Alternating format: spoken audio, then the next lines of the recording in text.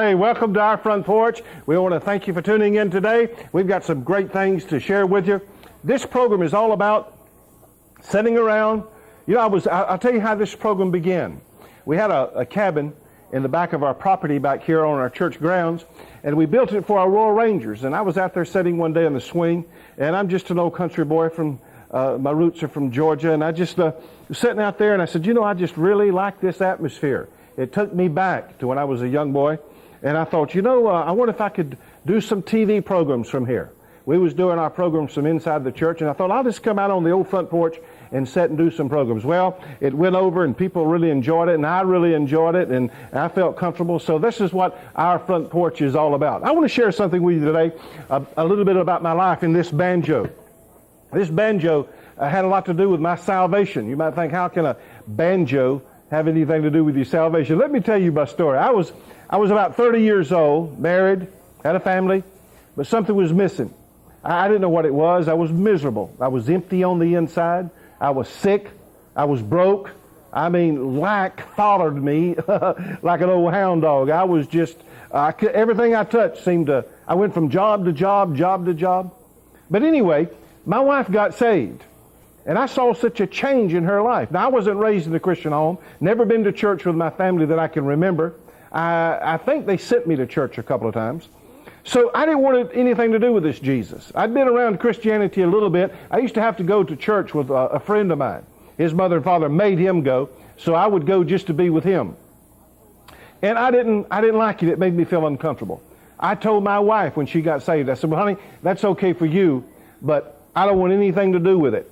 And matter of fact, you have to choose God or me. And I thought surely she'd choose me. But you know what? She didn't do anything. She didn't come back with an answer. I'd try to argue with her about God. I'd try to argue with her about the Bible. She wouldn't argue with it. She just prayed for me. But here's what happened. About the same time, God had been dealing with my life. And I knew there's something missing. I was 30 years old. I knew something was missing in my life. I didn't know what it was. I had no idea. I tried to fill it with booze. I tried to fill it with pills. I used to gamble and all that stuff. That's why I was broke all the time.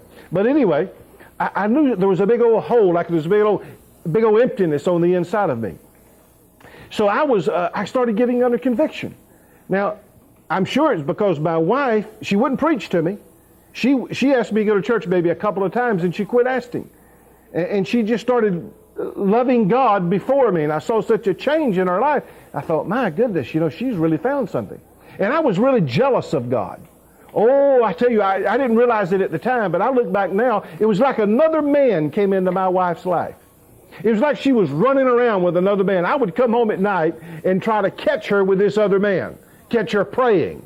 I remember driving in my driveway, turning the car off, and just coasting in because my wife, all she'd want to do is pray and read the Bible and go to church. And I would try to sneak in and to hear her praying. And it just upset me so much. And I'd argue with her. She'd just go in the other room and begin to pray. And I couldn't hardly stand it. But anyway, I was under conviction bad. I'd wake up in the middle of the night crying. And I never cried. Big old men don't cry. And I remember sitting out in our backyard, sitting there, have a big old pine tree back there. And I'd sit up under that tree 2 or 3 o'clock in the morning. My wife come in and said, Sherman, what are you doing? I said, oh, I don't know. I'm just miserable. I didn't know what. I thought I was going out of my mind. And about the same time, I heard a man play a banjo. And man, that sound come alive in me. I hadn't heard that in so many years. I thought, wow, I'd love to be able to play a banjo. Well, I could never play a banjo. I'm not a good banjo player by any means, but I just fell in love with the banjo. And God, I believe God puts people in your life at certain seasons. I believe God knows the decisions you're going to eventually make. And I believe He'll have the people there to help you make those decisions. Well, anyway, God put a man in my life, and he knew a little bit about the banjo. And so I started playing the banjo. And I had an old $15 banjo, and I'd play that thing for hours. He told me a few little things to do. I'd sit there, and I'd do these rolls, and I'd sit there and do that for hours, just over and over and over and over and over. And as I look back now, I don't know, I think I'd have went out of my mind if I hadn't had this banjo to practice on. Sometimes I'd practice 5, 6, 7 hours a day trying to learn. When I was out on my job or doing something else, my mind I mean, God would be dealing with me. The only way I could get any peace is I'd get over there in my room with my banjo, and I'd start playing the banjo over and over, learning those roles. And God kept dealing with me and dealing with me and dealing with me. And so I finally told my wife, I said, honey, I'll go to church with you. I'll start going to church. But she was going to a little old Pentecostal church, one of those tongue-talking churches, and I didn't want anything to do with that. Man, it made me uncomfortable. I said, I'll go to this other church over here.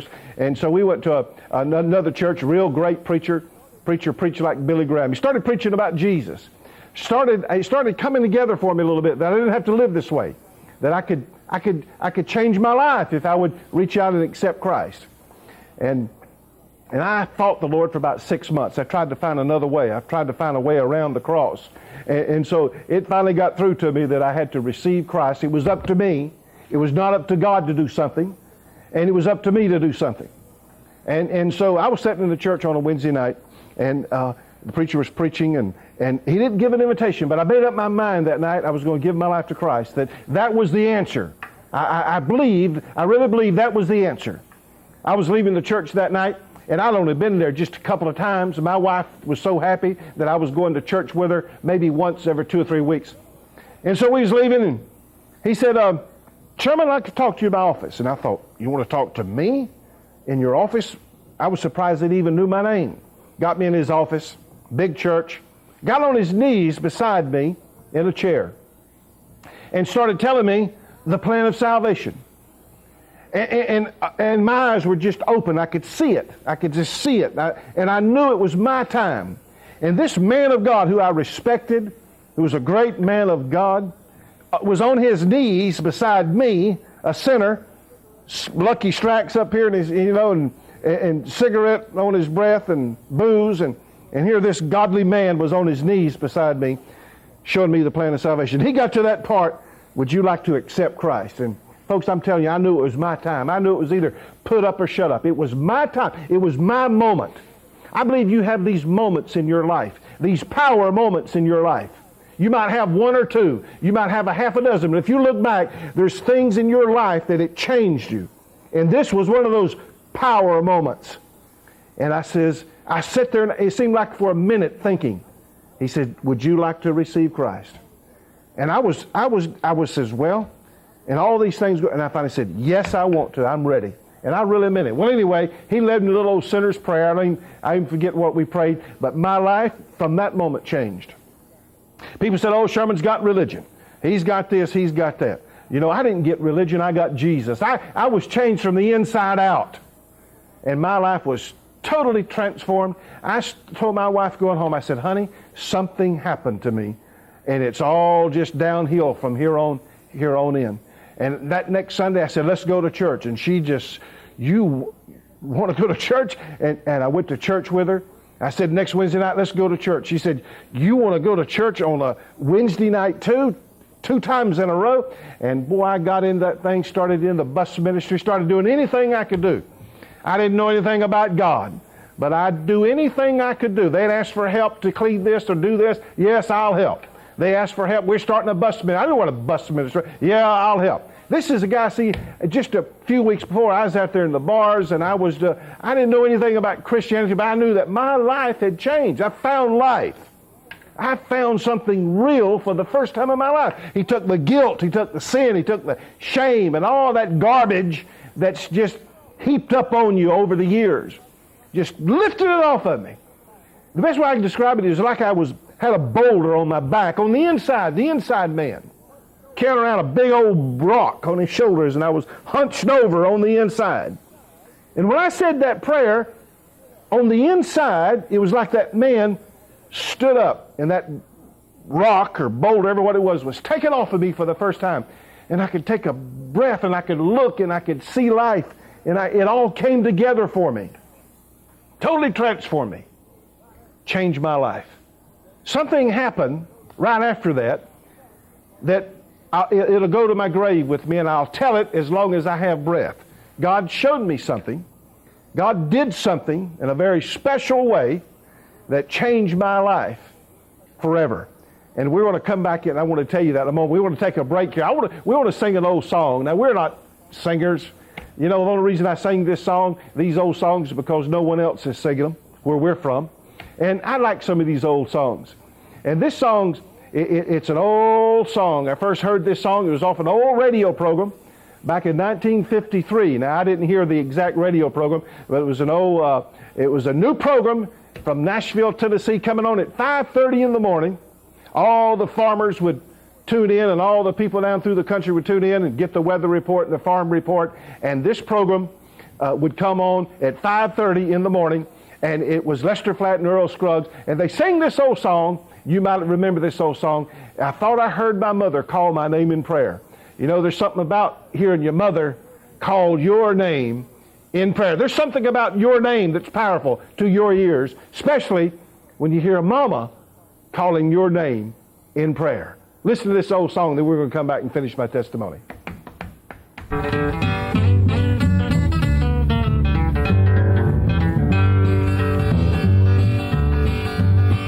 While kneeling by a bedside in a cottage on a hill, my mother prayed a blessing on me there.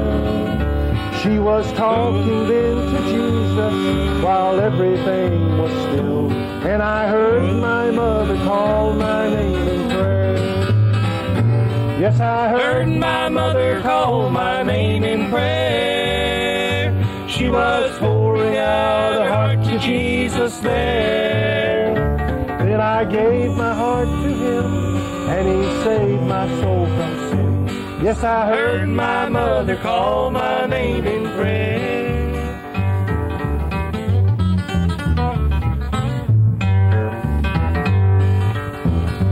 She was anxious for her boy to be just what he ought to be, and she asked the Lord to take him in His care. Just the words I can't remember, but I know she prayed for me, for I heard my mother call my name in prayer. Yes, I heard my mother call my name in prayer. She was pouring out her heart to Jesus there.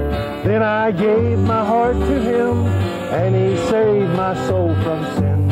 Yes, I heard my mother call my name in prayer.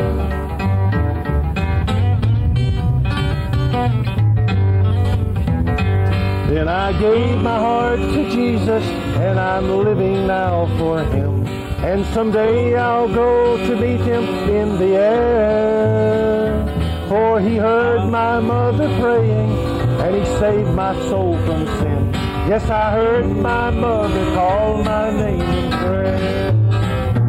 Yes, I heard my mother call my name in prayer. She was pouring out her heart to Jesus there. Then I gave my heart to Him, and He saved my soul from sin. Yes, I heard my mother call my name in prayer. I'll tell you, there's something about a mother praying for a son, for children. There's power in a mother's prayer. I'm telling you, I'm a pastor of a church, so I've had mothers, I'm telling you, pray their family in. I've had mothers, I'm thinking of a young man right now that he was on the street selling drugs. I mean, this guy had been busted so many times, it seemed like if you would talk to him, it seemed like just hopeless. He didn't want to have anything to do with God. I mean, his motto was like mine, eat, drink, and be merry, man. But Mama started praying. And I want to tell you, God snatched the slack out of that young boy, I'm telling you. And he got born again, saved, filled with the Holy Ghost, went off to Bible school, come back, ministering. I've seen that happen many times because of the power in a mama's prayer. Praise God forevermore. Let me share something happened to me right before I got saved. I want to tell you something happened right after I got saved. I was a salesman. I used to had a territory in our state, Florida, of about 80, 90 miles. And so I'd have to go out of town overnight, and I'd get with the rest of the guys, and we'd drink and party and just, gamble and do all kind of different things. And I was out one night with my friend, and we'd come into a little old breakfast place early in the morning, about 2 o'clock in the morning. and we was going to go in and have some breakfast, and I was just, man, full of booze and about half sick, and I smelled those pancakes, and I said, oh man, I can't stand it. I'm gonna wait for you in the car. You go ahead and go on in.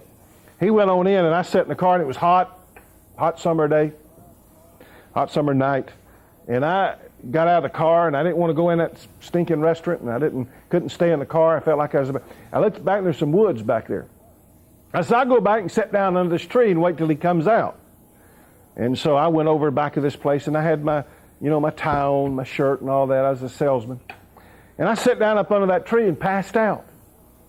And I woke up in the morning, the sun was shining in my eyes, and I woke up and looked up there, and I had leaves all over my clothes, and my tie was turned around on the back, and I'd only been sleeping about 3 or 4 hours probably.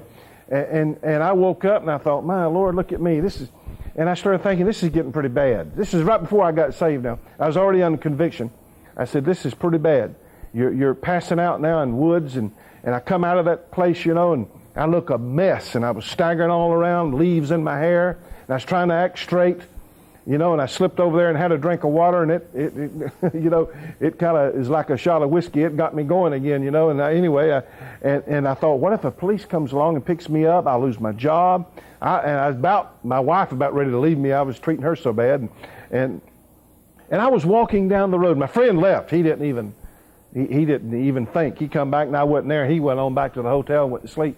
And I was walking back trying to walk straight, and I don't know if you've ever tried to walk straight when you couldn't, and a police car was coming by, and he passed me by, and it seemed like I was staggering all over the place. But I was walking down that road, and I thought, wouldn't this be something if I really, really did get saved?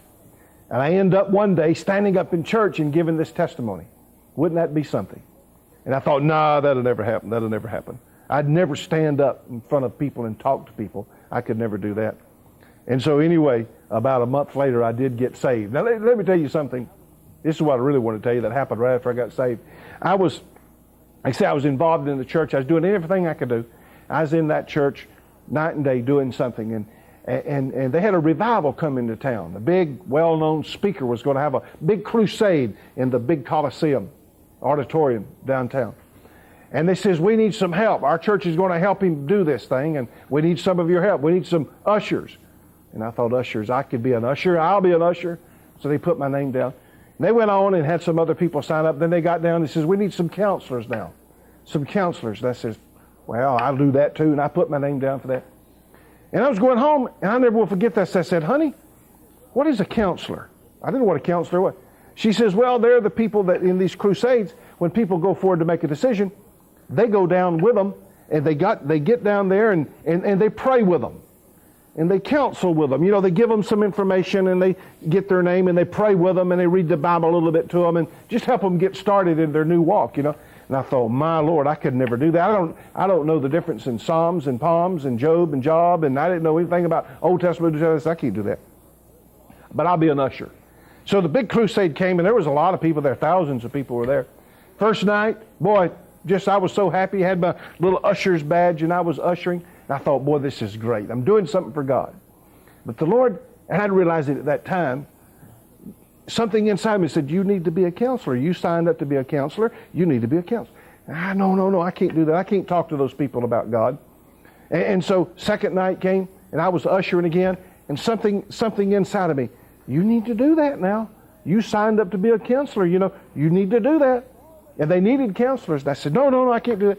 And so all day Wednesday, God was dealing with me, So all day Wednesday, I kept thinking, how can I do this? And the thought finally hit me, I know what I'll do. I've been noticing there's a lot of young people that's been going forward and making decisions for Christ. Teenagers. I can probably talk to a teenager, but I don't want to mess with an adult. Now, this is really crazy because I used to run around with these guys, and, I didn't have trouble talking in the bars, but I don't know. So I said, that's what I'll do. I'll just get me a teenager. So Wednesday night came. I was nervous, and I was, it come time for people to make the decisions. They all went down to the front. The man said, if you'd like to receive Christ, raise your hand, stand up, then come forward. And so I went down like I was supposed to do, and I found me a little old teenager, young little old boy, 13, 14 years old. And I got real close to him, and we went down together kind of like, And then we after he prayed, he said, okay, you you counselors take these people, half of these people over here to these rooms, and you counselors over here, you take your people over here, take them to these rooms, and you take them back in there and so I got my young boy back there, and I was just reading my 4 spiritual laws to him. I had this little tract, had one in each pocket, so I'd make sure I'd have them, and I'd grab my tract, and I'd read him that, and I'd talk to him and pray with him, and boy, it was just great. I mean, I went out of there, boy, that's great. I'm sharing Christ, and boy, this is wonderful. The next night, boy, I couldn't wait to get there. I believe the next night must have been Thursday, and that night there was no young people going forward, so I didn't go. Friday night came, everybody went forward, and I went forward and found my little teenager, and I prayed with him, and it was going great. Saturday night come, boy, and I couldn't wait to get there. Man, I was a soul winner. I tell you, I couldn't wait. And I got there, and I never will forget this. The place was almost full that night, and the evangelist preached on it. It's fun being saved, and God wants men in His army. Takes a man to stand up and live for God. Any old wimp can go to hell. Takes a man to live for God. Takes a man to make a decision. Takes a real woman to make a decision and keep it. And live right in all the temptation and all the mess. Boy, I never heard that. I never heard a preacher talk like that. I never heard anybody say it's fun being saved. You kidding me? Christians, I used to feel sorry for Christians.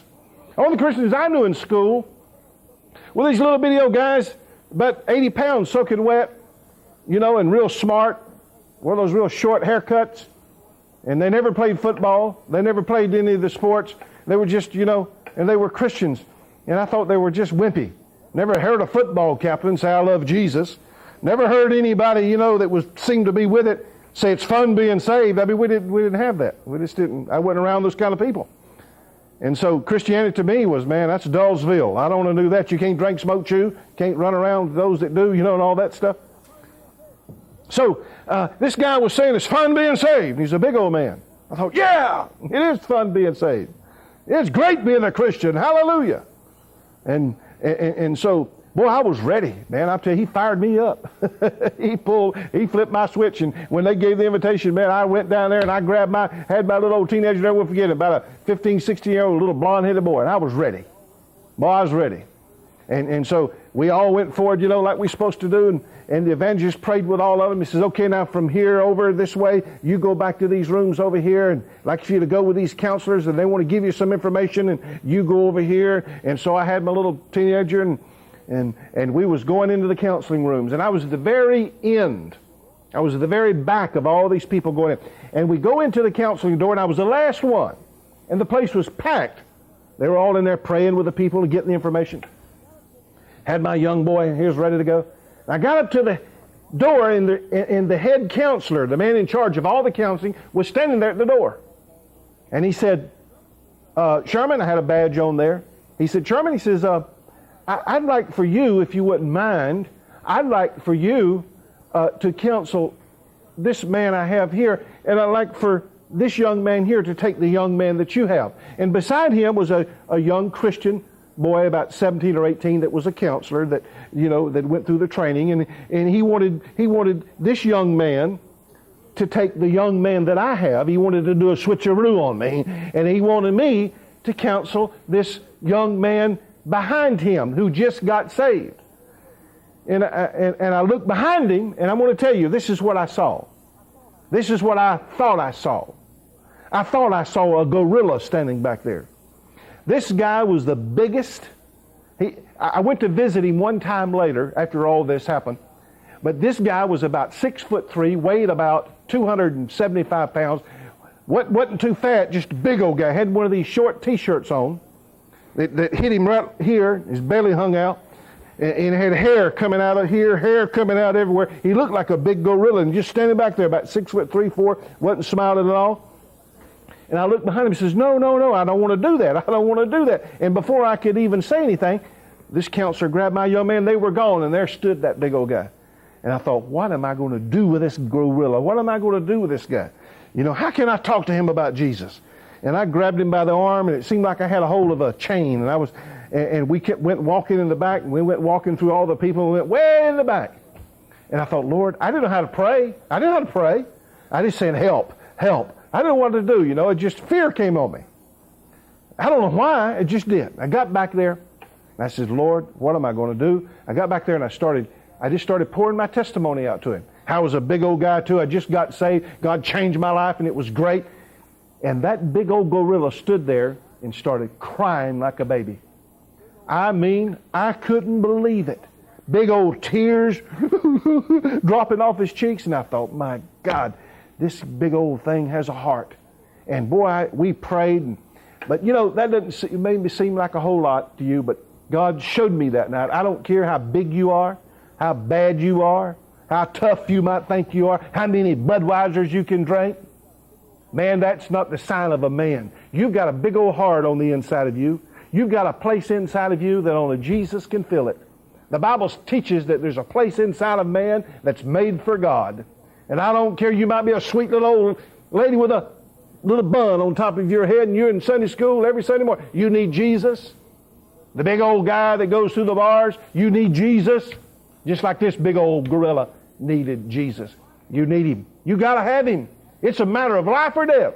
I'm telling you, and I've never been ashamed since to talk to these big old guys. I know they need Christ just like everyone needs Christ. Well, my time's all up. I've got to go. Listen, it's been great talking to you today from our front porch. Tune in next week, same time. Remember this, aim high, and I'll see you at the top in Christ.